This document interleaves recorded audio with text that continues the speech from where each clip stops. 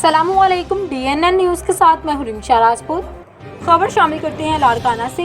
हमारे नुमाइंदे सैयद अहमद जतोई के मुताबिक लाड़काना शहर के गवर्नमेंट पायलट हाई स्कूल के अंदर स्कूल इंतजामिया स्टूडेंट को भी नहीं छोड़ा गया। स्कूल का प्रिंसिपल करप्शन का बेताज बादशाह बन गया। स्कूल में पढ़ने वाले स्टूडेंट से सरकारी स्कूल और सरकारी पार्किंग की बेगाड़ी खड़ी करने के नाजायज़ पैसे वसूल किए गए। वीडियो में साफ और असल स्कूल इंतजामिया की हकीकत का राज स्कूल के कितने ही स्टूडेंट्स से गैर कानूनी तरीके से गाड़ी खड़ी के 20 रुपये रिश्वत ले रही है। स्कूल इंतजामिया ने अपने ही इदारे में करप्शन को आम करके और स्कूल के स्टूडेंट से बेइज्जती करना अपना बड़े ज़्यादती करने में मसरूफ़। स्कूल के एक स्टूडेंट ने सहाफ़ी और DNN न्यूज़ के रिपोर्टर को अपना मौका बताया।